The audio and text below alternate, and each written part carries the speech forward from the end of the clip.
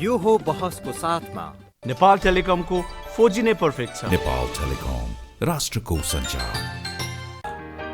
गरिमा विकास bank, access to all. गर्वैदेखि बलियो भूगर्भ सिमेन्ट।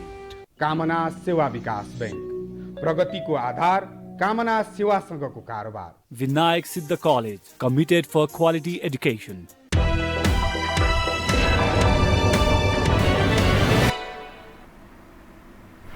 नमस्कार, यो बहसमा म यहाँहरूलाई हार्दिक स्वागत गर्दछु।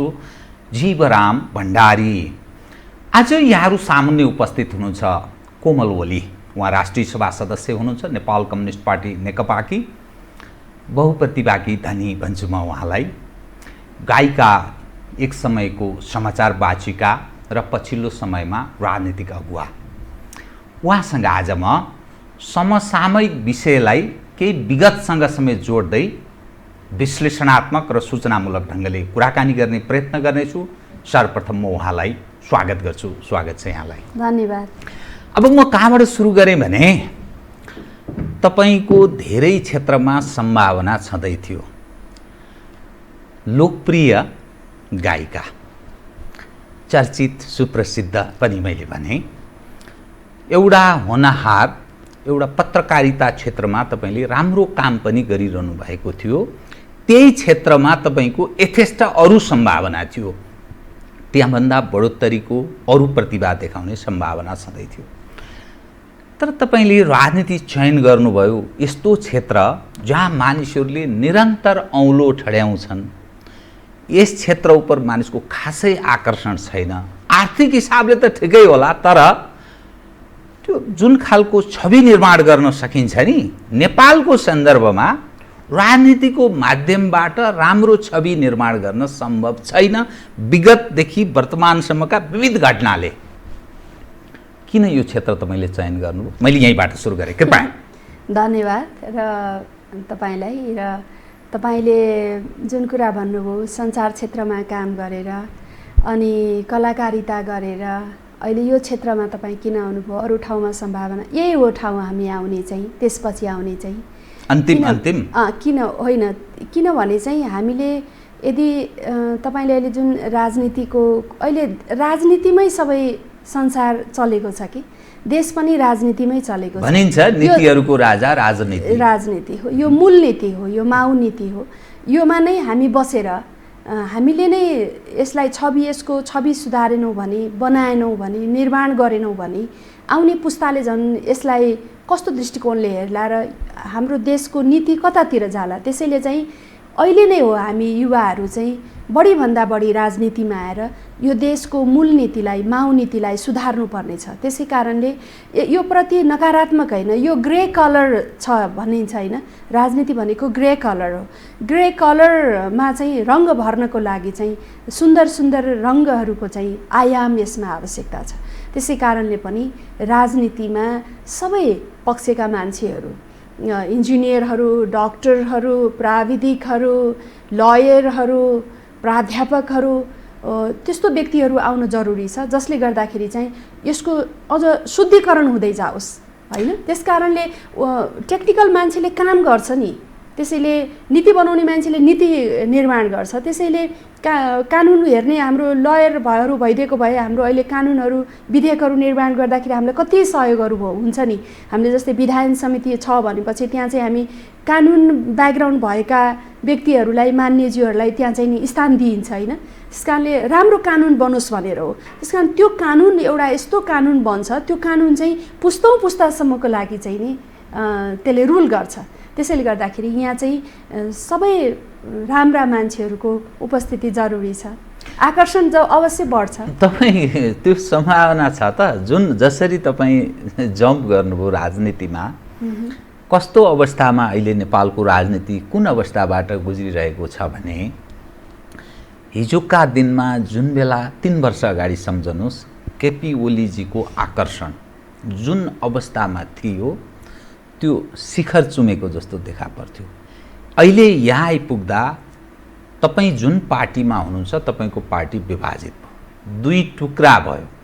3-3 जना प्रधानमन्त्री केपी ओलीजीको विपक्षमा उभिनु भएको छ। माधव कुमार नेपाल, पुष्पकमल दाहाल प्रचण्डजी, झलनाथ खनालजी, उहाँहरू नेपाल कम्युनिस्ट पार्टी नेकपा हामी हो भनेर दाबी गरिरहनु भएको छ। छँदा खाँदाको प्रतिनिधि सभा विघटन भयो। अब आगामी दिनमा वैशाख 17 र 27 गते प्रतिनिधि सभाको चुनाव हुने भनिया छ। चुनाव हुन्छ हुँदैन पत्तो छैन, पार्टीको भविष्य के रहने थाहा छैन। नेपालका कम्युनिस्टहरूलाई आगामी दिनमा नेपाली जनले किन मत दिने, के आधारमा दिने, यावत प्रश्न छ। र एज अ होलमा हेर्दा परीक्षण 1, 2, 3 गर्दै जाँदा सबैको परीक्षण सम्पन्न भइसकेको छ। अब त्यो आकर्षण कुनै दल विचार बोकेर हिँडेको दाबी गर्ने पक्ष, सिद्धान्त, विचार, यी सब चिजले अब नेपालको सन्दर्भमा गर्न सक्ता रहन्छन् है भन्ने त्यस्तो पुष्टि हुन थालेको छ। अब कसरी तपाईँहरू त्यो हरियाली, त्यो एकदम ठिक मार्गतर्फ तय गर्ने त्यो सम्भावना रहन्छ, बताइदिनुहोस् त। एक त तपाईँले मलाई धेरै प्रश्न एकै ठाउँमा सोध्नुभयो, यसको लागि लामो समय चाहिन्छ, तर म सर्टकटमा जवाब दिने प्रयास गर्छु। पहिलो कुरा त अब मिडियाले र यहाँहरू जस्तो व्यक्तिले पनि के भन्नु पर्यो भने अब चाहिँ हामी पिपुलको ल्याबमा जाँदैछौँ, जनताको बाट हामी परीक्षणमा जानको लागि 64% होल्ड गरेको प्रधानमन्त्रीले, बहुमत भएको प्रधानमन्त्रीले सिफारिस गरेर राष्ट्रपतिले निर्वाचन घोषणा गरिसकेपछि अब यो नै अन्तिम निर्णय हो। त्यस कारणले गर्दा अब हामी निर्वाचनमा होमिसक्यौँ र निर्वाचनमा जानु भनेको चाहिँ नि कुनै अलोकतान्त्रिक अप्रजातान्त्रिक कुरा होइन। त्यस कारणले गर्दा यहाँहरूले पनि अब मिडियाले पनि भन्नु पर्यो कि हामी निर्वाचनमा गएका जाँदैछौँ, यो जनताबाट हुने परीक्षण हो, यसमा सबै सहभागी हुनुपर्छ, किनभने यो नै प्रजातान्त्रिक र लोकतान्त्रिक व्यवस्था हो। पहिलो कुरा। अर्को कुरा चाहिँ नि हो दुःखद कुरा हो, यहाँले भन्नुभयो 3 जना नेताहरू, पूर्व प्रधानमन्त्रीहरू र राजनीतिमा राम्रो आफ्नो इतिहास निर्माण गर्न सफल व्यक्तित्वहरू एकातर्फ हुनुहुन्छ र केपी ओलीजी एकातर्फ हुनुहुन्छ, सम्माननीय प्रधानमन्त्री एकातर्फ हुनुहुन्छ र म त एउटा सामान्य कार्यकर्ता हुँ यो पार्टीको र राष्ट्रिय सभाको सांसद मात्रै हुँ। अहिले म केन्द्रीय सदस्य छु नेपाल कम्युनिस्ट पार्टीको र जहाँसम्म प्रधानमन्त्रीले हामीलाई त अब बेला बेलामा छलफल भइरहने, केन्द्रीय कमिटीको बैठक बस्थ्यो, स्थायी कमिटीको बैठक बस्थ्यो, सचिवालयको बैठक बस्थ्यो र म चाहिँ प्रायःजसो जिल्लातिरै आफ्नो ध्यान केन्द्रित गरिरहेको छु, जिल्ला दाङतिरै म हुन्छु र संसद भएको बेलामा मात्रै हामी प्रायः काठमाडौँमा हुने हो। त्यसैले गर्दाखेरि जुन किसिमको राजनीतिक परिदृश्यहरू हामीले हेरिरहेका थियौँ अथवा मैले वाच गरिरहेकी थिएँ र यो सङ्घारमा आएर यो अवस्था भोग्नुपर्छ भन्ने चाहिँ मलाई लागेको थिएन। यो चाहिँ ज्यादै दुःखद कुरा हो। मलाई मात्र होइन, नेपाल कम्युनिस्ट पार्टीका 10-12 लाख कार्यकर्तालाई यो लागेको छैन। यो पार्टी एकीकरण पनि सम्माननीय प्रधानमन्त्री केपी ओली शर्मा र पुष्पकमल दाहाल प्रचण्ड दुवैजनाले गर्नुभएको हो। त्यसमा चाहिँ कुनै पार्टीका कार्यकर्तालाई सोधिएको पनि थिएन र अहिले यो अवस्था आउँदाखेरि मलाई लाग्दैन कुनै पार्टीका कार्यकर्तालाई सोधिएको पनि छैन। त्यसकारणले सबै पार्टीका कार्यकर्ताहरू एकदम दुःखद अवस्थामा हुनुहुन्छ। उहाँहरू चाहिँ नि सबैजना अब एक प्रकारको यस्तो वातावरण निर्माण भयो कि एउटै पार्टीबाट जनतालाई जुन आश्वासन विश्वास हामीले दिलाएका थियौँ, भोलि हामीले समृद्ध नेपाल र सुखी नेपाली निर्माण गर्नको लागि, जनजीविकासँग सम्बन्धित विषयहरू परिपूर्ति गर्नका लागि हामीले जुन सोच बनाएका थियौँ त्यो सोचमा आघात पर्ने अवस्था सिर्जना भयो र जहाँसम्म प्रधानमन्त्रीले र हाम्रा पार्टीका शीर्षस्थ नेताहरूले भनेअनुसार चाहिँ पार्टी एक ठाउँमा नेताहरूको जुन किसिमको कुराहरू राख्नु भएको थियो, उहाँले स्थायी कमिटीको बैठकमा होस् चाहे सचिवालयको बैठकमा होस्, जुन किसिमको महत्त्वाकांक्षाहरू उहाँहरूबाट पूर्व प्रधानमन्त्रीहरू ज्यूबाट चाहिँ नि जुन प्रधानमन्त्रीमाथि आइपरेको थियो, जुन अवस्था उहाँले जुन झेल्नु भएको थियो 3 वर्षसम्म, 3.5 वर्षसम्म, यो 3.5 वर्ष चाहिँ उहाँले कसरी झेलेर पनि यति धेरै विकास निर्माणका कामहरू गर्नुभएछ त भन्ने चाहिँ अहिले हामीलाई लाग्छ कि त्यो बेला चाहिँ हामी त अब त्यसको सदस्य छैनौँ। कम्युनिस्ट पार्टीका सदस्य त हौँ, भेटघाट भइरहेको पनि थाहा छ, डिस्कसन भइरहेको पनि थाहा छ, तर जुन एउटा काम गर्न नदिने वातावरण, हरेक कुरामा चाहिँ उल्झन ल्याउने वातावरण जुन किसिमको सिर्जना भयो भन्नुहुन्छ सामान्य प्रधानमन्त्रीज्यूकै यहाँकै अन्तर्वार्तामा पनि हामीले हेऱ्यौँ। जुन किसिमको हाम्रो अध्यक्ष प्रचण्डज्यूबाट भनौँ अथवा चाहिँ माधव नेपालज्यूबाट भनौँ होइन, अथवा चाहिँ भनौँ शीर्षस्थ नेताहरू अर्को पक्षकोबाट जुन किसिमको उल्झनहरू सिर्जना भएको रहेछ, त्यो हेर्दाखेरि त अहिले त आश्चर्य लाग्छ। ओहो, यस्तो गाह्रो परिस्थिति होइन, जबकि महासचिवले हाम्रा ठाउँका हाम्रा कार्यक्रमहरूमा भनिराख्नु भएको छ, हाम्रो नेता बादलले भनिराख्नु भएको छ, गृहमन्त्रीज्यूले कि कस्तो थियो अवस्था भनेर। अहिले सुन्दाखेरि त ओहो, हामी त जनतामा जानै पर्ने रहेछ, यसको विकल्पै छैन रहेछ होइन। प्रधानमन्त्रीले जे गर्नुभयो त्यो ठिक गर्नुभएको रहेछ भन्ने चाहिँ अहिले तपाईलाई त्यस्तो लाग्यो। जनतामा त जाने, तर के भनेर जाने? यसको अर्थ ओलीजीलाई मात्र यो विषय प्रश्न होइन कि इट्स ए होल जो राजनीति गर्ने, खास गरी नेपाल कम्युनिस्ट पार्टी नेकपाका हौँ भनेर दाबी गर्ने इतिहास हेर्नुहोस् त। विगतमा पञ्चहरूको प्रयोग परीक्षण भएर त्यो विस्थापन भएको, तत्पश्चात काङ्ग्रेसको परीक्षण प्रयोग अनि विस्थापन अर्थात् नेपाली जनले दुत्कारेको, अनि अन्तिम प्रयोग अन्तिम परीक्षण हेरौँ न त। गरिबहरूको मसिया जस्तो दिन दुखीलाई राहत प्रदान गर्ने अनि विकासको कुरा गर्ने, देशभक्तिको नारा उराल्ने, हेरौँ न त। कुरै भएन। यत्रो नारा, यत्रो विश्वास, अनि के भयो बताइदिनुहोस् त। अनि के भनेर मत दिने? भोलिका दिनमा ओलीलाई होस् या प्रचण्ड माधव झलनाथजीलाई होस्, के भनेर कम्युनिस्टहरूलाई अब भोट दिने? सबै परीक्षणमा त उत्रिसके। तपाईँले भनेको ठिकै हो, परीक्षण चाहिँ जनताले गर्छन्, त्यसैले जनतासँग जान के डर त होइन। जसको भिजन हुन्छ, जसको मिसन हुन्छ, जसले चाहिँ समृद्धिको सपना म साकार पार्छु भनेर अगाडि ल्याउँछ, त्यही मान्छेलाई जनताले भोट दिन्छन्। त्यस कारणले हामीले भनेका छैनौँ के तपाईँहरूलाई कस्तो लाग्छ, भोट दिन मन लाग्छ होइन। केपी ओलीको भिजन, मिसन र दृष्टिकोण होइन, यदि तपाईँहरूलाई चाहिँ नि मनपर्छ भने भोट दिनुहोस् भनेर मागौँला। त्यसैले जनतासँग जान के डर भयो त? त्यसैले जनताले जसलाई भोट हाल्छन् होइन, जसलाई निरन्तर अग्नि परीक्षा होमिनुपर्छ भन्ने त होइन, अवश्य पनि नै होमिनु पर्दैन। यो बाध्यतावश, परिस्थितिवश जुन सिर्जना हुन्छ नि, त्यो समाधान के त? यसलाई व्यवस्थापन गर्ने कसरी त? अरू त कुनै उपाय छैन होइन। किनभने चाहिँ 2 तिहाईकै नजिक रहेको प्रधानमन्त्रीले म चाहिँ मलाई सञ्चालन गर्न गाह्रो भयो होइन, अब चाहिँ म फ्रेस म्यान्डेट लिएर आउँछु, म जनताको सेवा गर्छु भनेर उहाँको जुन दृष्टिकोण, उहाँको भिजन राख्नुभयो, यो त हामीले स्वीकार्नु पर्यो नि त। तर यही पनि अब अदालतमा गएको छ होइन। हामीले त संविधान हामीले नै बनाएको, सबै पार्टी मिलेर संविधान बनाइसकेपछि अब संविधानले पनि व्यवस्था गरेको छ, कार्यपालिका, व्यवस्थापिका, न्यायपालिका एकअर्काको ब्यालेन्स गर्न चेक गर्छ भनेरै हो। त्यसैले चाहिँ व्याख्या गर्ने काम त हामीले अदालतलाई दिएका छौँ नि त।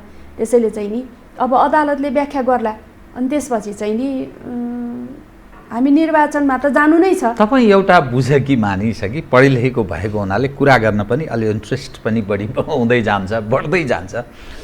त जुन अवस्थामा नेपालको राजनीति पदार्पण गरेको छ, यत्रो शक्तिशाली हौँ भनेर दाबी गर्ने पक्ष अब उहाँहरूको राजनीतिक भविष्य कहाँ पुग्यो भने, चाहे ओलीजी होस् या माधव प्रचण्ड झलनाथजीहरूको अदालतको बिचमा मैले काटेँ, भविष्य कहीँ पुगेको छैन, भविष्य जनता समक्ष पुगेको छ कि अदालतको मुठीमा अहिले चाहिँ कथम भन्ने मैले भाषा प्रयोग गरेँ। यदि प्रतिनिधि सभा विघटनलाई सदर गरिदिएन सर्वोच्च अदालतले भने ओलीजी बर्बाद, उहाँको राजनीतिक भविष्य होइन। प्रतिनिधि सभा पुनर्स्थापनालाई सदरै गरी, प्रतिनिधि सभा विघटनलाई सदरै गरिदियो भने अर्को पक्ष बडा अप्ठ्यारोमा अवस्थामा पदार्पण गर्ने। एज अ होलमा, समग्रमा भन्दा नेपालको राजनीति उपर आम मानिसको हेर्ने दृष्टिकोण अलिक फरक भयो कि। त्यसकारण अबको राजनीति थेगिन्छ त यथास्थितिमा भन्ने अर्को प्रश्न आयो। परिस्थिति चाहिँ विषम छ, यसलाई चाहिँ हामीले स्वीकार्नुपर्छ। विषम परिस्थितिको निकास भनेको चाहिँ त्यसको ओनर भनेको चाहिँ जनता नै हो के, अन्तिममा त्यसको ओनर भनेको चाहिँ जनता नै हो। त्यसैले जनताले नै त्यसको निकास दिन्छन् के, त्यसको लागि गर्ने भनेको निर्वाचनै हो। तर तपाईँले भनेको जस्तै अदालतमा गएको छ, अब न्यायालयले मानौँ पुनर्स्थापना गर्यो रे भने पनि त्यसमा चाहिँ हामीले स्वीकार्नुपर्छ, किनभने हामी संविधानमा भन्दा माथि त कोही छैनौँ, हामी कानुनी राज्यका नागरिक हौँ। त्यस कारणले गर्दा त्यसबाट चाहिँ अब भोलि प्रधानमन्त्री बर्बाद हुने त्यो हुने भन्ने कुरा त त्यसमा आउला जस्तो मलाई लाग्दैन। कानुनी अडचनहरू के हुन्छन् त्यो चाहिँ कानुनी पक्षले बोल्ने कुरा हो। तर जहाँसम्म मलाई लाग्दैन एउटा अब यो धारातिरका कुरा नगरौँ हामी, होइन, धेरै धाराका कुरा भइसके। तपाईँले पनि कति प्रत्येक दिन सोधिराख्नु भएको हुन्छ। मलाई चाहिँ के लाग्छ भने सरसर्ती हेर्दाखेरि एउटा प्रधानमन्त्री जो चाहिँ नि लगभग 60% माथि चाहिँ नि होल्ड गर्छ प्रतिनिधि सभामा, संसदमा, सङ्घीय संसदमा, प्रधानमन्त्रीले चाहिँ मलाई काम गर्न गाह्रो भयो, म फ्रेस म्यान्डेटमा जान्छु भनेपछि सम्भवतः अदालतले मलाई लाग्दैन यो पुनर्स्थापना हुन्छ जस्तो, मेरो सिक्स सेन्सले एउटा हुन्छ नि, मान्छेलाई शङ्का हुन्छ नि, मलाई रतिभर शङ्का छैन यसमा चाहिँ पुनर्स्थापना हुन्छ भन्ने मलाई लाग्दैन। किनभने न्यायालयले पनि त्यही निर्णय गर्ने हो जो जनअपेक्षा हुन्छ, जो चाहिँ टेस्टेड हुनुपर्छ, होइन। त्यसैले चाहिँ हुँदैन मेरो विचारमा पुनर्स्थापना नभएपछि अब जनताको हातमा जान्छ। अब जनताले चाहिँ जे निर्णय गर्छन् त्यो हामी सबैले स्वीकार्नुपर्छ। तर जनतासँग जानलाई चाहिँ यत्रो डर, अधिनायकवाद आयो, तानाशाही भयो, होइन, या लोकतान्त्रिक भयो, असंवैधानिक भयो भनेर चाहिँ जनतामा जाने कुरा न हो। 3.5 वर्ष त हामीले व्यतीत गरिसक्यौँ, होइन। 3.5 वर्षमा चाहिँ नि राम्रै सकारात्मक कामहरू भइराखेका थिए। पूर्वाधारका कुराहरू गर्दाखेरि भौतिक पूर्वाधारमा पनि हामी कतै पछाडि परेका छैनौँ। लगभग 4000-5000 किलोमिटर हामीले बाटोहरू पिच गरेका छौँ, हामीले पुलेसा बनाएका छौँ, हामी सुरुङ मार्गमा गइसक्यौँ। हामीले एउटा सपना देखिराखेका छौँ कि जलमार्ग पनि निर्माण गर्छौँ भनेर। मेची महाकालीको चाहिँ नि रेलको लागि चाहिँ डिपिआरको ठाउँ ठाउँमा कामहरू भइराखेको छ। चाहिँ नि महेन्द्र राजमार्गलाई हामीले ठुलो राजमार्गको रूपमा ठाउँ ठाउँमा विस्तार गर्दैछौँ। हामी बिजुलीमा चाहिँ नि हामी चाहिँ आत्मनिर्भर बन्दैछौँ। हामी माछा मासुमा चाहिँ आत्मनिर्भर बन्दैछौँ। ठाउँ प्रदेशहरूले पनि, सङ्घले पनि विभिन्न कृषि सम्बन्धी कार्यक्रमहरूलाई प्रमोसनै गरेका छ। त्यसैले मलाई लाग्दैन कि जनतामा सरकारले गरेको कामबाट आज गाउँमा जाँदाखेरि गाउँका हरेक गाउँमा चाहिने बाटोहरू पुगेका छन्, होइन। स्थानीय तह छ, प्रदेश छ, जनप्रतिनिधिहरू प्रशस्त उपलब्ध छन्, जनताको सेवामा कतै कमी कमजोरी देखिँदैन। त्यसैले लाग्दैन जनताहरू चाहिँ नि निर्वाचन भनेपछि अथवा यो सरकार भनेपछि वितृष्णा अथवा चाहिँ नि निराश भएर जनताको जवाफ आउँछ जस्तो मलाई लाग्दैन। जनतामा, आम नागरिकमा यति ठुलो सङ्ख्यामा बेरोजगारी छ भनिन्छ। झन्नै 50 लाख सङ्ख्याका मानिसहरू बेरोजगार छन् नेपालमा। यो पछिल्लो अवस्थामा कोभिड सँगसँगै यसले यति ठुलो सङ्कट सिर्जना गरेको छ। रोजगारीका थप अवसर छैनन्, उद्योग धन्दा व्यापार व्यवसाय बडा चौपट भएर गएको छ। सरकारले त्यहाँ राहत प्रदान गर्ने कामका सवाल उपर गम्भीर छ सरकार भन्ने त्यस्तो कतै आभास हुँदैन। त्यस रूपमा जुन आश नेपाली जनले गरेका थिए, अनि भोलि चुनाव भयो भने अनि के विश्वासका आधारमा जनताले मत दिने, कसरी राजनीतिक स्थायित्व भोलिका दिनमा त्यो फुटेको पार्टीबाट सम्भव छ, जनताले विश्वास गर्ने आधार के रह्यो बताइदिनुहोस् त। तपाईँले भन्नुभयो कस्तो सही ट्र्याकमा तपाईँले मलाई प्रश्न सोध्नुभयो। हो, मैले पनि मेरो दिमागमा पनि सधैँ यही आइरहन्छ, मेरो मस्तिष्कमा, कि हाम्रो पार्टीको नेताहरूले यो बेरोजगारीको बारेमा, जुन रोजगारीको समस्या छ, 50 लाख युवाहरू आज बेरोजगार छन् भन्नुभयो, यो रोजगारी हुन सकेन भन्ने विषयमा चाहिँ नि कहिले उहाँले डिबेट गर्नुभयो त सरकारसँग, कहिले बहस गर्नुभयो? ल मानव सरकारले काम कति गर्यो त्यो एउटा विषय भयो, होइन, तर सरकारले के काम गरेन त भन्ने विषयमा चाहिँ यहाँ डिबेट कहिले भयो त? हाम्रो दलका नेताहरूले गर्नुभयो कि प्रतिपक्ष दलका नेताहरूले गर्नुभयो कि? कोभिडमा अस्पतालको बारेमा, कति अस्पताल छन् भन्ने बारेमा उहाँहरू कहिले बोल्नुभयो कि?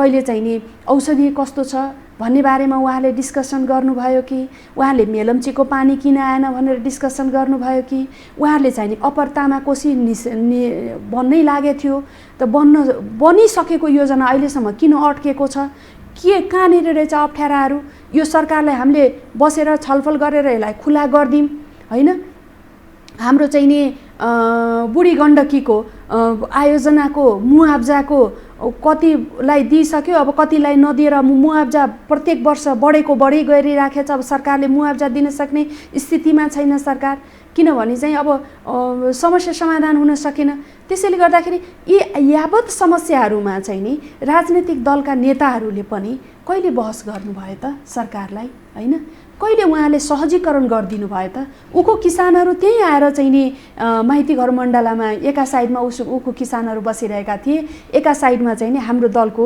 नेताहरू बसिरहनु भएको थियो उहाँले सोध्नु भयो त त्यहाँ गएर उको किसानहरूको समस्या के छ के गर्दैन त ल त एकछिन गाडी रोक्नुस् त म एकछिन गएर उको किसानसँग कुरा गर्छु भनेर अध्यक्ष प्रचण्डले गर्न सक्नुहुन्थेन र त्यति मात्र हैन खुला मञ्चमा कोभिडको बेलामा महिनौसम्म भात खुवाए नि मान्छेले त्यही बाटो बालुवाटार 50 चोटि हिँड्नु भयो होला नि अध्यक्ष कमरेड चाहिँ नि कहिले ओर्लेर चाहिँ ल यहाँ के छ तपाईहरुलाई खानासाना कसरी खुवाइरहनु भएको छ हैन सरकारले त खुवाएन छ तपाईहरुले त खुवाइरहनु भएको रहेछ ल एक दिनको खानासाना के पर्छ एक महिनाको तलब म दिन्छु भन्नुभयो त कहिले कुनै नेताले भन्नुभयो त प्रचण्डले मात्रै कि अनि ओलीजीले पनि केपी ओलीजीले पनि होइन सरकारले त व्यवस्थापन गर्दै थियो नि सरकारले व्यवस्थापन गर्यो अहिलेसम्म व्यवस्थापन मैले भन्छु कि उहाँहरूले भन्नुहुन्छ नि सरकारले कामै गरेन सरकारले हेर्दै हेरेन ए उहाँहरूले के हेर्नु भयो त ल बताइदिनुहोस् न त मेरो कुरा यो हो त्यसकारणले कमी कमजोरी होला अवश्य पनि सरकारले पनि पूर्णता प्राप्त गर्न सकेको छैन होला 100मा 100%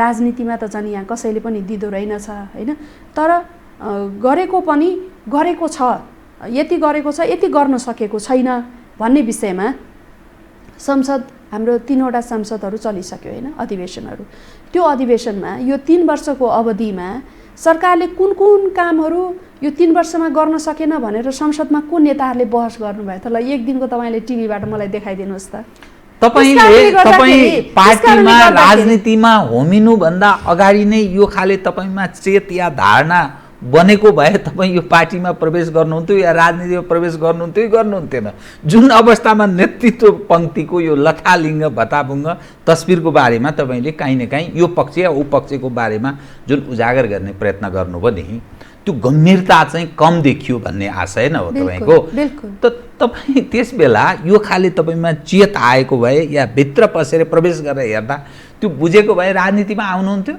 यस्तै समस्याहरूलाई नै समाधान गर्नलाई हामी जस्तोको आवश्यकता छ हैन हामी त कहिले पनि जहिले पनि हामीले चाहिँ सकारात्मक सोच राख्छौं नि हैन किनभने हामीलाई अनुभव छ बाहिर बसेको म त एउटा कलाकार भएर यो देशको कुन जिल्लाको कुन गाउँ पुगेकी छैन होला र त्यसकारणले मलाई यहाँको सामाजिक अवस्था देशको राजनीतिक अवस्था हैन यहाँको भौगोलिक अवस्था म भूगोलसँग पनि परिचित छु त्यसै कारणले गर्दाखेरि मलाई एकदम त्यसको बारेमा तपाई सन्तुष्टिको हिसाबले हेर्दा तपाई एउटा पत्रकारिता क्षेत्रमा पनि अव्वल दर्जामा स्थापित भइसक्नु भएको व्यक्ति कि गायन क्षेत्रमा तपाईको राम्रो रह्यो अहिले राजनीतिमा हुनुहुन्छ त्यो सन्तुष्टिको हिसाबले हेर्दा यो 3वटा अलग अलग विधा छ कि कहाँ तपाईलाई चाहिँ आफूलाई एकदम प्रसन्न हुने मलाई चाहिँ मेरा लागि अथवा समाजका लागि मैले केही गरे भन्ने दृष्टिकोण बनाउने क्षेत्र कुन पाउनुभयो तपाईले 3 क्षेत्रको कुरा गर्दा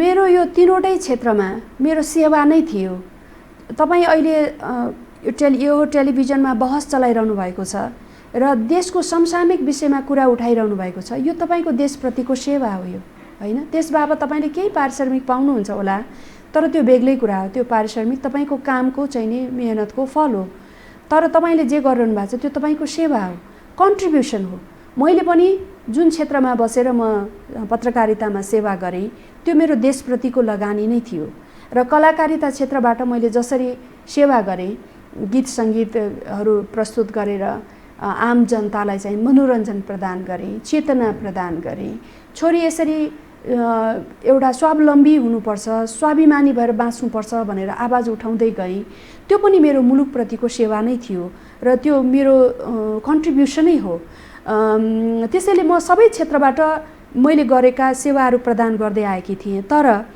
नीति बनाउने ठाउँमा नपुग्दासम्म मैले चालेका बोलेका कुराहरू नीति निर्माणमा लागू हुन सक्ने अवस्था थिएन। त्यसैले गर्दाखेरि आज म जुन अवस्थामा छु, 2072 सालको संविधान निर्माण भइसकेपछिको सरकारमा म त्यसपछिको संविधायिका म बन्न सक्नु भनेको चाहिँ मैले देशको लागि सबैभन्दा ठुलो कन्ट्रिब्युसन दिने र आत्मसन्तुष्टि हुने लिने समय मेरो लागि यही नै हो। किनभने चाहिँ हामीले यति करिब 339वटा हामीले कानुनहरू बनाउन पर्ने र परिमार्जन संशोधन गर्नुपर्ने अवस्थामा छौँ, जुन कानुनहरू चाहिँ अब पुस्तौँ पुस्तासम्मका लागि चाहिँ निर्माण हुँदैछन्। त्यसैले गर्दाखेरि यो कुनै चान्चुने कुरा होइन, यो मेरो लागि ठुलो रेस्पोन्सिबिलिटी हो। मेरो लागि मात्र होइन, म जस्ता हजारौँ लाखौँ व्यक्तिहरूको म प्रतिनिधित्व गर्छु। एज त्यो कलाकारहरूका लागि मूल नीति निर्माण गर्ने क्षेत्रमा तपाईँ पदार्पण गर्नुभयो नि, त्यो कलाकारहरूका विविध खाले समस्या छन्। नेपाली कलाकारहरू हेपिएका पनि छन्, उनीहरूको जीविकोपार्जनको समस्या छ, कैयौँ विषयहरू त्यो कपिराइटको पनि अनेकौँ यति धेरै विविध खाले समस्याहरू छन्। ती समस्यालाई सम्बोधन गर्ने सवाल उप तपाईँले केही गर्नुभयो एज आफू एउटा राष्ट्रिय सभाको सदस्यको रूपमा या राजनीतिक क्षेत्रमा अगुवाई गरिरहेको व्यक्तिको हैसियतले के गर्नुभयो? अवश्य पनि। एक त कलाकारिता क्षेत्र भनेको चाहिँ सम्मानित क्षेत्रै हो। यसमा चाहिँ विगतदेखि केही समय विगतमा चाहिँ नि यसको अलिकति थिति बसाउनलाई समस्या परेको थियो। तर अब चाहिँ हामी चाहे तपाईँ कपिराइटको कुरा गर्नुहोस्, चाहे कलाकारहरूलाई पारिश्रमिक दिने उनीहरूको रिटायरमेन्ट हुँदाखेरि कलाकारहरूको अब 2-3वटा त हाम्रो चाहिँ नि प्रज्ञा प्रतिष्ठानहरू स्थापना भएका छन्। नेपाल प्रज्ञा प्रतिष्ठान छ, अनि नाट्य एकाडेमी छ, ललित कला छ। यी सम्पूर्ण कलाकारहरूका लागि स्थापित भएका इन्स्टिट्युसनहरू हुन्। यी इन्स्टिट्युसनहरूले चाहिँ कलाकारहरूको लागि के आवश्यकता पर्छ त्यसकारण उहाँहरूले बनाउने हो। मैले संसदमा बनाउने भनेको विधेयकहरू बनाउँदाखेरि अधिकतम कलाकारहरू चाहिँ शोषित हुनु नपरोस्, पीडित हुनु नपरोस्, पारिश्रमिक नभएर अथवा जीविकोपार्जन गर्न समस्या हुने अवस्था नआओस् भनेर उहाँहरूको हक अधिकार सुरक्षाको लागि चाहिँ आवाज उठाउने हो र त्यो बनाउने हो। त्यसको विधेयक बन्दैछ, अहिले विधायन समितिमा थियो, अब त संसदै विघटन भइसक्यो, प्रतिनिधि सभा। त्यसकारणले गर्दाखेरि अब केही समय लाग्ला, तर त्यो लाइनमा छ। त्यसै लाइनमा छ। कलाकारहरूले अब पहिला जस्तो औषधि उपचार गर्न नपाएर मर्नुपर्ने अवस्था अथवा चाहिँ कलाकारको देहावसान भइसकेपछि अन्त्येष्टि गर्दाखेरि परिवारले अन्त्येष्टि गर्न नसक्ने अवस्था, त्यस्तो अवस्था चाहिँ आउँदैन। म तपाईँसँग फेरि राजनीतिमै केन्द्रित रहन्छु कि यो विषयलाई पनि यो एक हिसाबले भन्दा राजनीतिसँग कोरिलेटेड विषय थियो। अवश्य पनि नेपालको राजनीतिमा अपराधीकरण, सज्जन मानिसहरूलाई अब चुनाव जित्न सजिलो छैन भन्ने कुरा एडभोकेसी हुन थालेको छ। बिहारी चरित्र जो हामी कुरा गर्छौँ नि, अहिले लालुको पार्टी सर्वाधिक लोकप्रिय, सबभन्दा बढी उसलाई जनमत प्राप्त छ यो पछिल्लो चुनाव। उनीहरूको 70 वर्षभन्दा लामो प्रजातान्त्रिक अभ्यासको त्यो इतिहासले पनि त्यति एक्सर्साइज गर्दा पनि उनीहरू त्यो अवस्थामा छन्। नेपालको सन्दर्भमा पनि सज्जन र असल मानिसहरूलाई राजनीति त्यति सुगम छैन, बडा अप्ठ्यारो अवस्थामा पदार्पण गर्दैछ। पैसा नभएका मानिसहरू राजनीतिमा होमिन सक्दैनन्, गुन्डा परिचालन गर्नुपर्छ, राज्यको दोहन नगरिकन त्यो साधन स्रोत परिचालन गर्न सकिँदैन, अर्थात् त्यो अनुकूल बनाउन मान्यता, त्यस मान्यताका आधारमा राजनीतिलाई अगाडि बढाइने प्रयत्न भएको छ। यस्तो अवस्थामा राजनीतिको माध्यमबाट सुधार गर्ने असल मानिसहरूको आगमन यो के आधारमा तपाईँ सम्भव भनिरहनु भएको छ, जहाँ चुनावमा होमिने अनि चुनावबाट ठिक काम गर्ने त्यो असल व्यक्ति आउँछ भनेर मान्ने आधार बताइदिनुहोस् त। सहभागी पनि हुनु पर्यो जनतामा। त्यो एउटा एक प्रकारको म देशको लागि सेवा गर्छु भन्ने राष्ट्रवादी युवाहरू, बालक बच्चाहरू जन्मिनु पनि पर्यो होइन। र हाम्रो बाबुआमाले, हाम्रा प्यारेन्ट्सहरूले, अभिभावकहरूले छोराछोरीलाई इन्जिनियर, डाक्टर बनाएर विदेश पठाउने मात्रै सोच पनि त्याग्नु पर्यो। हाम्रो जति क्रिम माइन्ड छ त्यो सबै चाहिँ नि जसले देशको लागि धेरै एफोर्ट दिन सक्छ उहाँहरू चाहिँ सबै हामीले पैसा कमाउने सुख सुविधा शैल आर्जन गर्ने क्रियाकलापको लागि चाहिँ भनौँ मानसिकताले गर्दा विदेश पठाउँछौँ। हामी बालक किन बच्चाहरू के जन्माइसकेपछि राम्रो इङ्ग्लिस स्कुलमा पढाउँछौँ र ठुलो बनाइसकेपछि हामी सोच्छौँ कि मेरो छोरा त अब अमेरिका जान खोज्दैछ, अस्ट्रेलिया जान खोज्दैछ, युरोप जान खोज्दैछ, हेर्नुहोस् देशमा बस्न खोज्दैछ, देशकै लागि बस, देशकै लागि गर भन्ने चाहिँ हाम्रो अभिभावकहरूबाट चाहिँ नि त्यो किसिमको अभिभावकत्व अहिलेको युवाहरूले प्राप्त गर्न छोडे। अनि दोष चाहिँ अरूलाई मात्रै दिएर भएन, आफूले पनि रेस्पोन्सिबिलिटी लिनु पर्यो। म पनि यो देशको लागि कति हकदार छु त, मेरो कर्तव्य के हो त? साँच्चीकै बिग्रेको देशलाई मैले पैसै खाएर भोट हाल्ने हो त? के मैले मेरो आस्थाप्रति मेरो देशलाई बनाउने मान्छेहरू चुन्दाखेरि मैले अरूबाट पैसै खाएर भोट हाल्ने हो त भन्ने कुरा चाहिँ नि हाम्रो मानसिकताबाट हट्नु पर्यो। हो, आजको दिनसम्म हामीले त घटनै देख्यौँ नि, रौतहटतिर चाहिँ नि अब चुनाव हारिन्छ कि भनेर इट्टा भट्टामा पोलेको पनि देख्यौँ। कति ठाउँमा मान्छेहरूलाई चाहिँ नि प्रशस्त रूपमा चाहिँ नि अपहरण गरेको, पैसाहरू खुवाएको पनि हामीले देखिरहेका छौँ। चुनावहरू त्यसरी नै सम्पन्न हुँदै आइरहेका छन्, जनप्रतिनिधि निर्वाचित भएर आइरहेका छन्। तर त्यो समय सधैँ रहिरहँदैन। हिजोको त्यो चुनावमा 5 वर्ष अघि 12 वर्ष 13 वर्ष पुगेको बालक अब चाहिँ 18 वर्ष पुग्दैछ। त्यो त्यो त्यो युवाको हातमा चाहिँ अब उसको हातमा अब ग्याजेट हुन्छ। त्यो ग्याजेटमा उसले हेर्छ, वर्ल्डलाई हेर्छ, उसले बराक ओबामालाई हेर्छ, उसले जो बाइडनलाई हेर्छ, उसले ट्रम्पलाई हेर्छ र उसले चाहिँ एउटा निश्चित आफ्नो दृष्टिकोण बनाउँछ कि अब मैले यो प्रकारको नेतालाई चाहिँ राजनेता, मैले नेतालाई नेता मान्छु अथवा यसले मेरो लागि सही प्रतिनिधित्व गर्छ भनेर उसले सोच्छ। त्यस कारणले गर्दा अमेरिका एउटा प्रजातान्त्रिक मुलुकको रूपमा चाहिँ म नै हुँ भनेर लाइसेन्स लिएर बसेको कन्ट्री पनि त हो नि। तर हिजोको घटना पनि त हामीले हेऱ्यौँ होइन। त्यस कारणले गर्दा राजनीतिमा नहुने कुरा चाहिँ नि प्राय देशहरूमा यस्ता किसिमका घटनाहरू भइरहन्छन् अपवादको रूपमा। तर नेपालमा हाम्रो साउथ एसियन कन्ट्रीहरूमा विशेष गरिकन भारत भनौँ, पाकिस्तान भनौँ, श्रीलङ्का भनौँ, यिनी साउथ एसियन कन्ट्रीहरूको चाहिँ नि एक प्रकारको राजनीतिमा इन्भल्भमेन्ट, त्यो राजनीति इन्भल्भमेन्ट भइसकेपछि जुन डन बन्ने होइन, वरिपरि 3-4 जना मान्छे राख्नुपर्ने, हामी पनि म पनि देख्छु हाम्रै सांसद मान्यज्यूहरूको पनि होइन, उहाँहरूको पिएसओ भनिरहेको हुन्छ, 1-2 जना मान्छे आइरहेको हुन्छ, पानी परेपछि छाता ओढाइरहेको हुन्छ। तर यो सधैँ रहिरहँदैन। त्यो भनेको एउटा फ्युडालिजम हो। त्यो चाहिँ त्यस कारणले गर्दाखेरि अबको राजनीति भनेको त सेवामा होइन, सर्भिस। मान्छे त डेलिभरी खोज्छ नि, मैले चाहिँ के सर्भिस, मेरो जनताको बारेमा म कति बोल्छु, जनतालाई मैले कति प्रतिनिधित्व गर्छु भन्ने कुरा चाहिँ नि जनताले हेर्छ, अबको युवाले हेर्छ। त्यस कारणले सधैँ यो अपराधीकरण जुन भन्नुभयो राजनीतिमा, यसको अन्त्य हुनुपर्छ, अन्त्य हुँदैछ र यो अन्त्य गर्ने जिम्मा पनि आम नेपाली जनताको हो, सार्वभौम नेपाली जनताको हो, स्वाभिमान र स्वाधीन नेपाली जनताको हो। यसलाई चाहिँ हामीले अब राख्नु हुँदैन, यसलाई चाहिँ हामीले अन्त्य गर्नुपर्छ अब चाहिँ।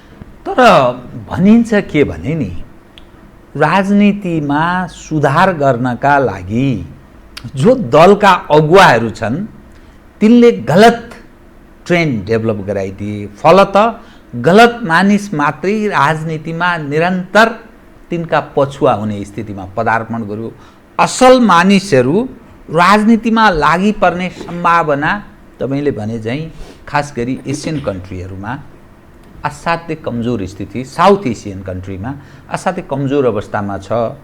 युरोप, अमेरिका, खास गरी अमेरिकाको पछिल्लो घटनाले अमेरिका त त्यो अवस्थामा पदार्पण गर्दैछ भने के गरेर सुधार गर्न सकिएला भन्ने एउटा काहीँ न काहीँ चिन्तन मैले तपाईँ जस्तो एउटा नयाँ पुस्ताको सम्भावना देखेर राजनीतिमा पदार्पण गर्नुभयो, अर्थात् होमिनुभयो भनेर भन्थ्यौँ, भाषा पनि मैले प्रयोग गरेँ। त के गरिनुपर्छ जसका कारण असल मानिसहरूको आगमनका लागि सुगम होस्? राजनीतिक दलकै अहम भूमिका छ यसमा। राजनीतिक दलले पनि एउटा चाहिँ नि अहिले पनि वास्तवमा भन्ने हो भने पार्टीभित्रको चाहिँ नि अन्तर्कलह, अन्तर्द्वन्द्व भनिन्छ, अन्तर्द्वन्द्व हुनुपर्छ, अन्तर्कलह हुनुपर्छ। तर त्यसलाई कसरी व्यवस्थापन गर्ने भन्ने विषय पनि हुनुपर्थ्यो त्यहाँ, जुन कुरा चाहिँ हुन सकेन। त्यसै कारणले गर्दाखेरि आज राजनीतिक पार्टीहरू यी अनेक समस्याहरूमा परिरहेका छन्।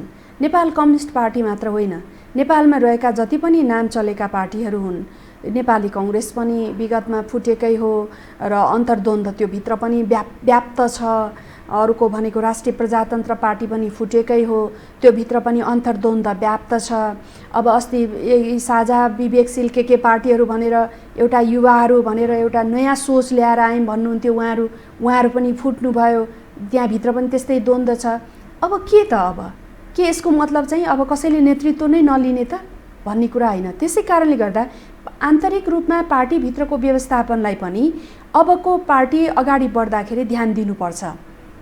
हामीले चाहिँ त्यो पनि एउटा मापदण्ड, एउटा आधार निर्माण गर्नुपर्ने हुन्छ। त्यस कारणले अर्को कुरा चाहिँ नि हामीले सङ्गठन विस्तार गर्छौँ। सङ्गठन विस्तार गर्दाखेरि पनि हामीले ध्यान दिनुपर्ने धेरै कुराहरू छन्। पिपुललाई, जनताले के खोजिरहेका छन्, राजनीतिक दलहरूले त त्यो कुरा बुझ्न जरुरी छ आज, होइन? तपाईँले अघि भन्नुभयो रोजगारीको कुरा खोजिरहेका छन्। छोराले बिए पास गर्यो तर काम पाएन, होइन? अनि अब 100 दिनसम्म सरकारले उसलाई बेरोजगारी भत्ता दिने व्यवस्था त गर्यो, तर त्यसलाई चाहिँ व्यवहारमा प्रयोग हुन सकेन, होइन? व्यवहारमा, किनभने त्यसको रेकर्डै छैन, होइन? अहिले कोभिडमा पनि हेर्नुहोस् न, कोभिडमा पनि सरकारले चाहिँ नि इन्सुरेन्स गर्यो। अब 600 रुपियाँ लिएर इन्सुरेन्स गर्यो, 1 लाख रुपियाँ दिन्छु भनेपछि मान्छेहरू चाहिँ कोभिड लागोस् भनेर चाहिँ नि बरु 1 लाख रुपियाँको मान्छेले लोभ गर्लान् जस्तो देखिया थियो, होइन? त्यस कारणले गर्दा तर फेरि त्यसको रेकर्ड दिन सक्ने अवस्था आएन। अहिले अर्थमन्त्रीज्यू आएपछि चाहिँ त्यसलाई व्यवस्थापन गर्दै हुनुहुन्छ, उहाँले गर्नुभयो र तत्काल यसलाई चाहिँ कार्यान्वयन गर्नको लागि चाहिँ उहाँले अगाडि पहल कदमी लिनुभयो। त्यस कारणले गर्दाखेरि राजनीतिक हामीले शुद्धिकरण, शुद्धता हुन आवश्यक छ त्यो पार्टीभित्रैबाट। शुद्धता, शुद्धिकरण यतिखेर राष्ट्रपतिका सवाल उपर सडकमा लागेका नारा, एज तपाईँ एउटा नारी पनि भएको नाताले प्रधानमन्त्री उपर लागेका नारा, पक्ष र प्रतिपक्ष उपर लागेका नारा, नेपालको राजनीतिको शुद्धिकरणको जो तपाईँले कुरा गर्नुभयो, नेपाली समाज कहाँ पदार्पण गर्दैछन् र जुन राजनीति हामी गरिरहेका छौँ, अर्थात् धेरै ठुलो सङ्ख्यामा राजनीति एउटा आर्जनको आधार, गुजाराको माध्यम, वैकल्पिक असाध्यै सजिलो रोजगारी, जुन त्यस्तो जस्तो देखा पर्छ हाम्रो नेपालको सन्दर्भमा, यो कुन खालको शुद्धिकरणतर्फ जाँदैछ नेपालको राजनीति? तपाईँले बिल्कुल ठिक कुरा उठाउनु भयो। सामान्य राष्ट्रपति भनेको चाहिँ कुनै एउटा पार्टीको राष्ट्रपति अथवा व्यक्तिको होइन, हाम्रो देशको प्रतिष्ठा हो। हामीले त्यो प्रतिष्ठालाई जति उँचो बनाउँछौँ, जति उजिल्याउँछौँ, त्यति प्रतिष्ठा अन्तर्राष्ट्रिय स्तरमा हाम्रो उजिलिन्छ। त्यस कारणले गर्दा सामान्य राष्ट्रपतिलाई जहिले पनि कुनै पनि व्यक्तिले सामान्य राष्ट्रपतिज्यूप्रति हिलो छाप्ने दुष्प्रयास गर्नु हुँदैन। जुन किसिमका शब्दहरू नेपालीको मुखारबिन्दबाट हामीले सुन्यौँ, एउटा जमातमा हामीले सुन्यौँ, त्यो चाहिँ नि दुःखद कुरा हो र त्यो जमातमा रहिरहनुभएका लिडरसिपहरूले पनि त्यसको रेस्पोन्सिबिलिटी लिनुपर्छ, नेतृत्वले पनि लिनुपर्छ भन्ने मलाई लाग्छ, होइन? त्यस कारणले त्यो त जसले बोल्छ त्यसको भागीदार त्यो नै हो। त्यसैले मलाई लाग्दैन राष्ट्रपतिज्यूलाई त्यो भन्दैमा राष्ट्रपतिज्यूको गरिमा घटेको छ भन्ने मलाई लाग्दैन। नेपालको राष्ट्रपति एउटा त्यस्तो राष्ट्रपति हो जसलाई चाहिँ हामीले जति सम्मान गरे पनि कम हुन्छ। महिला आन्दोलनका कुरा होस्, राजनीतिक परिवर्तनका कुरा होस्, उहाँले चाहिँ नि सबै जरैदेखि एउटा ग्रास रुटबाट चाहिँ नि निर्माण गर्दै आएको व्यक्तित्व हो। त्यसकारणले राष्ट्रपतिले, सामान्य प्रधानमन्त्रीले, यो देशको सरकारले भनौँ न, कार्यकारीले सिफारिस गरेको कुरालाई राष्ट्रपतिले गर्नुपर्ने संवैधानिक व्यवस्था अनुसार उहाँले सिफारिस गर्नुभयो होला। त्यसकारणले गर्दा यसमा हामीले राष्ट्रपतिज्यूलाई जुन मुछिरहेका छौँ यो बिल्कुल वाहियात कुरा हो। कसैले भनेर पनि केही फरक पर्छ जस्तो मलाई लाग्दैन। तर सवाल चाहिँ हामी कता जाँदैछौँ त? हाम्रो संस्कार, हाम्रो परम्परा, हाम्रो अनुशासन, होइन, हाम्रा बोलीचाली कस्तो थियो त? कसले गर्या यो बताइदिनुहोस् त। जसले 20 वृक्ष रोप्छ नि, हजुर, त ऊ आफै भागीदार हुन्छ। यो यस्ता खाले नारा तपाईले यही पार्टीका अहिले कथित सोनाम धन्ने बडा ठुलठुला कुरा गर्ने यही कम्युनिस्टका मानिसहरू, यिनै कांग्रेसका मानिसहरू, यी 45 साल अगाडि 46 साल अगाडि सम्झनुहोस् त के नारा लाउँथे अनि त्यसपछि एकले अर्कालाई के नारा लाइरहेछन्। आफूलाई पर्दाखेरि प्रतिकूल र अनुकूलको जुन छ नि त त्यो गर्नु हुँदैन। हामीले कसैले पनि कुनै पनि राजनीतिक दलले अथवा व्यक्तिले अरूप्रति आक्षेप ल्याउँदाखेरि हामी त्यतिसम्म मात्रै ओर्ल्यौँ, हामी त्यहाँसम्म मात्रै जाउँ जहाँसम्म चाहिँ भोलि उसको नजरमा उसको आँखामा आँखा मिलाएर कुरा गर्न सक्ने अवस्था पनि रहोस् होइन। त्यसै कारण यही बोलीमा विष छ र यही बोलीमा अमृत छ नि।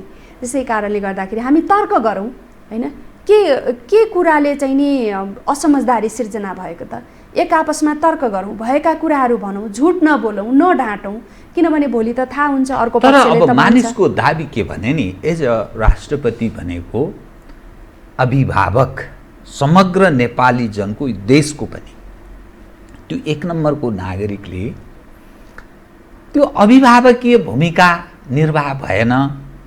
प्रधानमन्त्रीले जे लेखेर दियो तुरुन्ती 1 मिनट भित्रमा कसले लेखेर दिएको गर्ने त प्रतिपक्षले लेखेर दिएको चाहिँ पुनर्विचार गर्ने पुनः केही समय कुर्न सक्ने त्यस्तो ठाउँहरू हुँदा हुँदै कुनै समय कुर्न सक्ने भनेर लेखेको यति समय कुर्नु पर्ने छ र केही कुरामा विवाद नभएमा चाहिँ नि विवाद आफूलाई लागेमा अदालतलाई सोध्नु पर्ने छ भन्ने लेख्या छ र कहीँ संविधानमा लेख्या छ? संविधान सम्मत गर पनि भन्ने अनि त्यसपछि चाहिँ गरेपछि चाहिँ नि फेरि प्रधानमन्त्रीले जे अरायो त्यही गर्यो भन्ने सरकार कार्यकारी प्रमुख सरकारले जे अरायो त्यो गर्नु भन्ने लेखेको छ राष्ट्रपतिज्यूलाई। राष्ट्रपतिज्यू त्योभन्दा बाहिर बााउन्ड्रीमा जान मिल्छ? कहीँ लेखेको छ? ल वकिलहरू एमएकएस क्युरी तयार गरेर तिनीहरूलाई सोधेर यो हुन्छ कि हुँदैन भनेर गर्नु भन्ने लेख्या भए गर्नुहुन्थ्यो नि उहाँले। फर्काउन सक्ने प्रावधान उहाँलाई लागेन। किनभने जनतामा जाने कुरा जस्तै तपाईँको अगाडि मैले भनिरहेकी छु, आम जनताले भनिरहेछन् तपाईँले अहिले 2-4 जना मान्छेलाई काठमाडौँमा नसोध्नुहोस् न, गाउँ गाउँको मान्छेहरूले फ्रेस म्यान्डेट चाहेको छन्। आम नेपाली जनताले एकपटक फेरि यो देश बनाउने फ्रेस म्यान्डेट खोजेको छ। आगामी दिन हङ पार्लियामेन्टमा मुलुक जान्छ अनि त्यसपछि भागभण्डामा जान्छ अनि त्यसपछि यो भन्दा कन्तबिजोग अभिगतमा मुलुकको राजनीति पदार्पण हुन्छ। हेरौँला तपाईँकै अगाडि बसेर आज बहुमत ल्याउनुहुन्छ ओलीजीले 24 गते केपी ओलीजीले भन्नुभयो केपी ओलीजीको तपाईसँग हैन भन्दैछु पार्टी मिलेरै जान्छ होला, एउटै पार्टी भएर चुनाव लड्छौँ हामी भन्ने मलाई विश्वास छ। के आधारमा त्यस्तो चुनाव लडेनौँ भने त्यसरी भएन भने छुट्टा छुट्टै फुटेरै चुनावमा जाने भयो भने केपी ओलीले बहुमत ल्याउनुहुन्छ तपाईँ विश्वास गर्नुहोस्। किनभने के आकर्षण रह्यो केपी ओलीजीको त्यस्तो भएको बहुमत गुमाएर? केपी ओली त एउटा मात्रै समृद्धिको सपना देख्ने र साकार पार्ने भयो त समृद्धि भयो त साकार भयो। समृद्धिमा उहाँ लाग्नु भएको थियो। प्रधानमन्त्री अहिले मलाई सुनेर आश्चर्य लाग्यो, प्रधानमन्त्रीको शपथ ग्रहण गर्ने दिनमा 2 जना मन्त्रीले मात्रै शपथ ग्रहण गर्नुभएको थियो, किन होला भन्ने जस्तो लागेको थियो मलाई चाहिँ। तर अहिले सुन्दा म आश्चर्य परेँ कि त्यही बेलामा अध्यक्ष प्रचण्डज्यूले चाहिँ मन्त्री परिषद पूर्णता दिनुभएको रहेनछ। अहिले प्रधानमन्त्रीले भनेपछि हामी थाहा पाउँदैछौँ होइन, पूर्णता दिनुभएको रहेनछ। मन्त्रीको उहाँले नामै दिनु भएन रहेछ, अप्ठ्यारो सिर्जना गरिदिनु भएको रहेछ। अहिले प्रधानमन्त्रीले भनेपछि थाहा पाएको कुरा म तपाईँहरूलाई भन्दैछु कि त्यस कारणले गर्दाखेरि कस्तो सिचुएसन रहेछ त। सुरुकै दिनदेखि फागुन 3 गते हो, सुरुकै दिनदेखि अप्ठ्यारो यति अप्ठ्यारो अवस्था सिर्जना भएको रहेछ कि उहाँले चाहिँ काम गर्न सक्ने कुनै वातावरण नभएको। किन एकता गरे त? त्यो के आधारमा फेरि त्यो एकता? अनि तपाईँ अहिले भन्नुभयो फेरि भोलि एक भएर जान्छौँ कि बा त्यो पनि सम्भावना छ भन्नुभयो। अनि यस्तो स्थिति यति बाधा अडचन व्यवधान सिद्धान्त मिल्दैन, काम गर्ने तौर तरिकामा मेल खाँदैन, फेरि एकताको पनि काहीँ न काहीँ सम्भावनातर्फ इङ्गित गर्नुहुन्छ। के आधारमा? के फेरि सबै तागत मिल्यो भने फेरि पौठेजोरी खेलेर अनि बहुमत ल्याउन सकिएला अनि फेरि राज्यको दोहनका लागि? होइन, म तपाईँले अघि मलाई केपी ओलीले बहुमत ल्याउनुहुन्छ भन्दै गरेको चाहिँ एउटा कुरा मलाई त्यसमा थप्न मन लाग्यो। केपी ओली त्यो मान्छे हुनुहुन्छ जोसँग भिजन र मिसन छ, पहिलो कुरा होइन। अर्को कुरा जनाधार छ। उहाँ यस्तो हो, माथि सानो तल ठुलो हो, जनाधार छ। दोस्रो कुरा माथि सानो केन्द्रमा कमजोर देखिया छ भन्न होइन केन्द्रमा त कमजोर देखिनु भयो नि त। सेन्ट्रल सचिवालयमा कमजोर, स्थायी समितिमा कमजोर, केन्द्रीय कमिटीमा कमजोर हुँदा हुँदा प्रतिनिधि सभामा उहाँको कमजोर उपस्थिति भएर नै त्यसैलाई विघटन गरिदिनु भयो नि त। होइन, हामीले त कुरो र कुलोलाई जता लगाए पनि हुन्छ। केही अवस्था चाहिँ नि भने जस्तो थिएन होला सजिलो, किनभने सबै नेताहरूले भाग खोज्नु भयो नि त।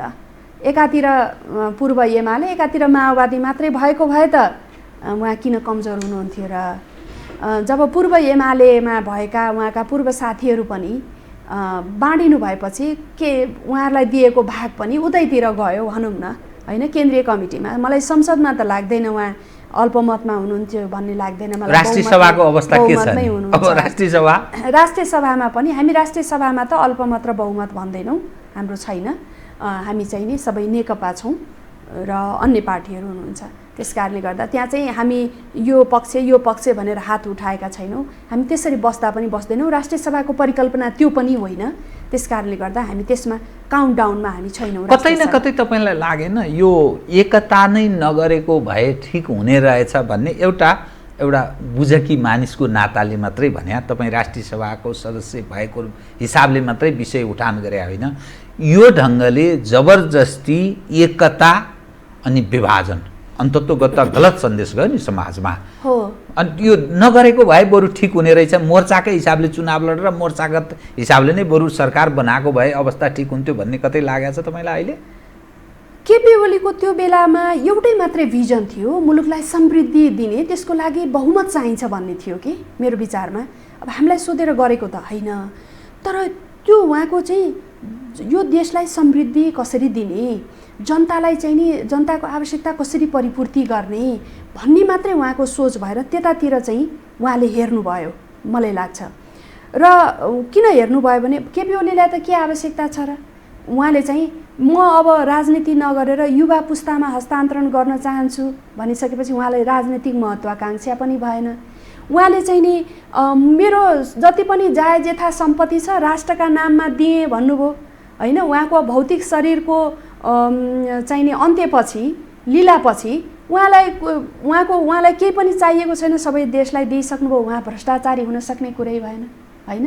उहाँलाई चाहिँ नि प्रधानमन्त्री भइसक्नु भएको थियो, प्रधानमन्त्री भए पटक पटक भइरहनु पर्ने उहाँलाई महत्त्वाकांक्षा पनि भएन।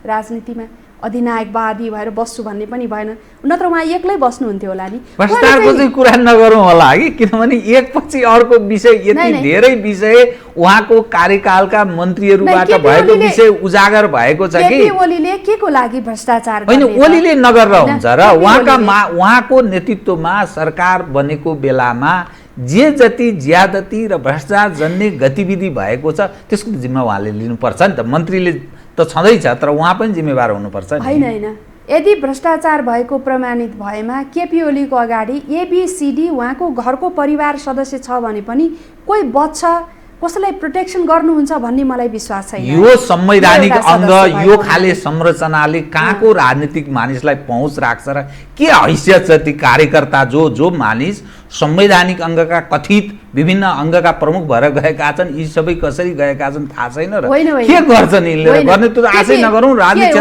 क्षेत्रलाई छुँदैनन्। जीवरामजी, केपी ओलीलाई पैसा दिएर म चाहिँ संवैधानिक अङ्गको अथवा निकायको म प्रमुख भएँ भनेर कसैले भन्छ भने केपी ओलीले लाग्छ मलाई कहिले राजनीति गर्नुहुन्न, होइन। कुनै व्यक्तिलाई दिएर उहाँको नजिकको मान्छेलाई भनेको मतलब उहाँलाई त नदिए पनि उहाँका वरिपरिका मान्छे। मेरो आशय जो संवैधानिक अङ्गका जसले गर्नुपर्ने हो नि, निगरानी गर्नुपर्ने हो, यस्ता संवैधानिक अङ्गबाट जुन संरचनागत ढङ्गले संवैधानिक अङ्ग बनेको छ यिनले त्यो हैसियतै राख्दैन भन्ने मेरो आशय। अवश्य पनि हो, त्यही त जिम्मेवारी हरेक नागरिकले लिनु पर्यो, होइन। जसलाई जे जिम्मेवारी दिएको छ त्यो जिम्मेवारीबाट भाग्नु भएन नि। उसले पनि आफ्नो नैतिकता, आफ्नो देशप्रतिको प्रेम, सेवाप्रतिको सेवाभाव, सच्चा सेवाको दृष्टिकोण राखेर उसले गर्नु पर्यो। जे जिम्मेवारी दृष्टिकोणमा नि तपाईँले लामो समय सङ्गत पनि गर्नुभयो पार्टीका नेताहरूसँग। हामी राजनीतिलाई अलिक टाढाबाट हेर्ने प्रयत्न गर्छौँ, तपाईँ नजिकबाट हेर्ने प्रयत्न गर्नुभयो। प्रचण्डजी, माधवजी लगायत झलनाथजीहरू एक ठाउँमा बस्ने, ओलीजी अलग हुने, वामदेवजी बिचमा बस्ने, यो परिस्थिति कसरी सिर्जना भयो र आगामी दिनमा केपी ओलीले नेतृत्व गरेको कम्युनिस्ट पार्टीको भविष्य सुन्दर हुने आधार खै? किनभने प्रचण्ड, माधव 101 नेता, उनका अनुयायीहरू पनि 101, विभिन्न खाले व्यक्तिहरू।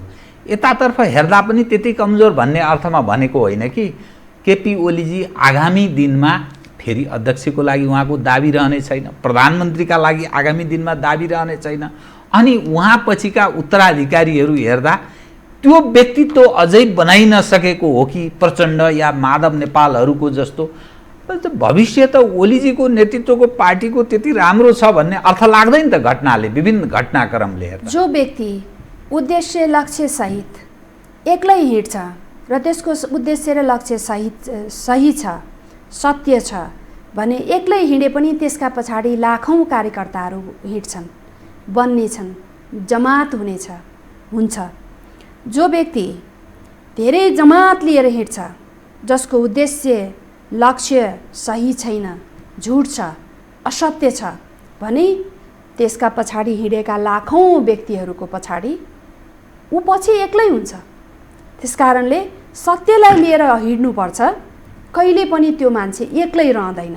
तर तपाईँले भन्नुभयो नि, सुरुमै मलाई प्रश्न गर्नुभएको थियो कि यतातिर धेरै मान्छेहरू छन्, यतातिर थोरै मान्छेहरू छन्, अथवा चाहिँ पार्टी, तर मान्छेले अब के भनेर टेस्टेड हुनुहुन्छ तपाईँहरू, के भनेर तपाईँहरूलाई भोट दिने भन्नुभएको थियो नि। हो, अब मान्छेहरूले नयाँ मान्छेहरू, नयाँ सोच भएका नयाँ मान्छेहरू होइन, नयाँ विचार राख्ने मान्छेहरूलाई चाहिँ नि पिपुलले छान्ने छन्। त्यो बेला चाहिँ हाम्रो पार्टी मानव फुट्यो रे, नेपाल कम्युनिस्ट पार्टी फुट्यो रे। म यो हाइपोथेटिकल कुरा गर्दैछु।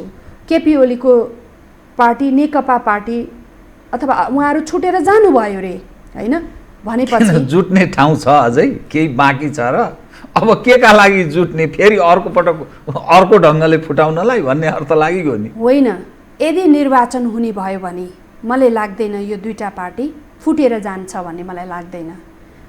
हामी न्यायालयमा हाम्रो सुनवाई हुँदैछ, यो विषयमा सुनवाई हुँदैछ, निर्वाचन हुन्छ। निर्वाचन हुने भयो भने मलाई सम्भवतः लाग्छ, यो मेरो 100% होइन, एब्सोल्युट भन्ने कुरा केही पनि हुँदैन, तर मलाई यो दुईटा पार्टी एक भएर जान्छन् भन्ने मलाई लाग्छ। एक भएर नगए तापनि जनताले चाहिँ फेरि एकपटक केपी ओलीलाई, केपी ओलीको भिजनलाई, केपी ओलीको एउटा जुन मिसनलाई जनताले चाहिँ नि उसले एक्लै गर्न दिएको भए केपी ओलीले गर्नुहुन्थ्यो भन्ने चाहिँ जनतामा विश्वास चाहिँ म पाउँछु है। यदि नेकपाको जुन अभिगत छ नि अहिले, जुन ढङ्गले छिन्न भिन्न अनेकौँ प्रश्नहरू छन्, अभिगत यस मानेमा भनेको यही अवस्था भएको भए तपाईँ राजनीतिमा होमिनुहुन्थ्यो? मैले भने नि तपाईँलाई, हरेक समस्यालाई, हरेक चुनौतीलाई समाधान गर्नको लागि हामी जस्तो मान्छेको आवश्यकता छ। त्यसकारण म आउँथेँ राजनीतिमा, म आइसकेको थिएँ राजनीतिमा होइन। नेपाल कम्युनिस्ट पार्टी प्रवेश गर्नुभन्दा पहिला नै म राजनीतिमा आइसकेँ थिएँ। त्यसकारणले गर्दाखेरि म आउँथेँ राजनीतिमा। फेरि आज यस्तो भएको छ, भोलि मिल्ने अवस्था पनि हुन्छ। त्यसकारणले राजनीतिमा यही नै एब्सोल्युट भन्ने छैन रहेछ। यहाँ चाहिँ नि रिस्क कति गरे त तपाईँलाई चाहिँ के प्रधानमन्त्री केपी शर्मा ओलीजीको अलिक कृपा बढी भयो, त्यसकारण राष्ट्रिय सभामा तपाईँ लगिनुभयो। हामी यत्रो दुःख गरेका, कम्युनिस्ट उहिलेदेखि लागि परेका, ज्यान हत्केलामा राखेर हिँडेकालाई चाहिँ उहाँले दिनु भएन। कोमल ओलीलाई चाहिँ किन कृपा बढी केपी ओलीको भन्ने एउटा प्रश्न गरे। रिस्क कतिको गरे? अवश्य पनि। जसले हिजो राज्य सत्ताबाट प्रताडित भएर, आततायी भएर, जीवन बाँच्ने र मर्नेको दोसाँधमा रहेर झोला बोकेर एक ठाउँबाट अर्को ठाउँमा होइन राजनीतिक सन्देश पुर्याएर, पर्चा पुर्याएर नेपाल कम्युनिस्ट पार्टीलाई यहाँसम्म ल्याउनु भयो। उहाँहरू श्रद्धेय नै हुनुहुन्छ, उहाँहरूले ठुलो योगदान गर्नुभएको छ, उहाँप्रति म नतमस्तकै हुन्छु। तर यसको मतलब यो होइन कि नयाँ मान्छेहरूलाई अवसर नदिने भन्ने कुरा होइन। म त अनटेस्टेड मान्छे हुँ। त्यसकारणले गर्दाखेरि मलाई पार्टीले चिनाउनु परेन। नेपाल कम्युनिस्ट पार्टी ठुलो छ, मैले पनि एउटा ठुलो युनिभर्सिटी, एउटा ठुलो मञ्च प्राप्त गरेँ, मेरो लागि सौभाग्यको कुरा हो।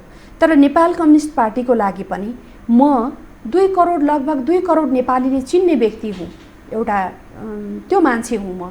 त्यस कारणले म जस्तो मान्छेलाई पनि नेपाल कम्युनिस्ट पार्टीले पायो नि।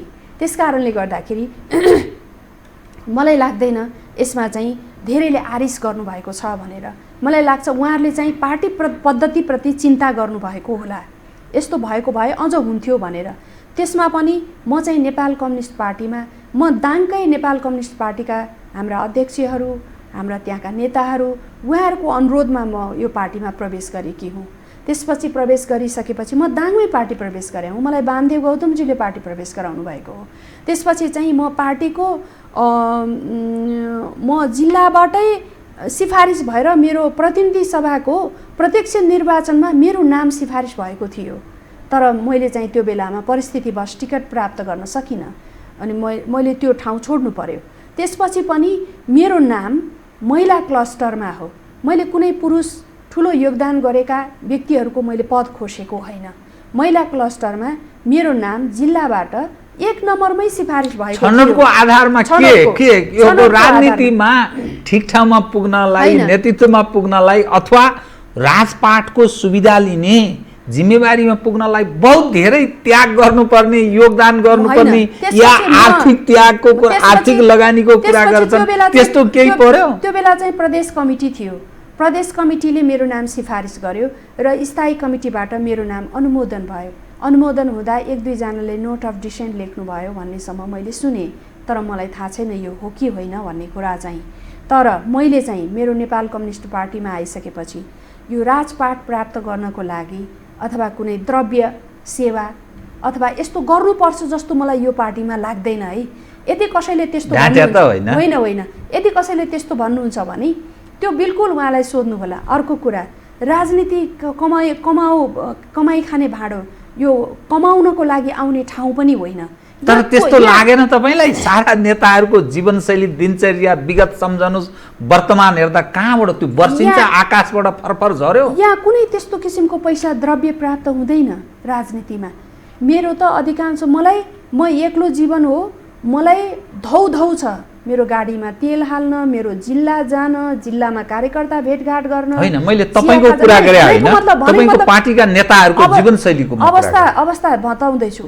त्यसकारणले राजनीतिमा यहाँ राजनीति गर्ने व्यक्तिहरूका लागि यहाँ कुनै कमाई खाने भाँडो यो होइन, छैन।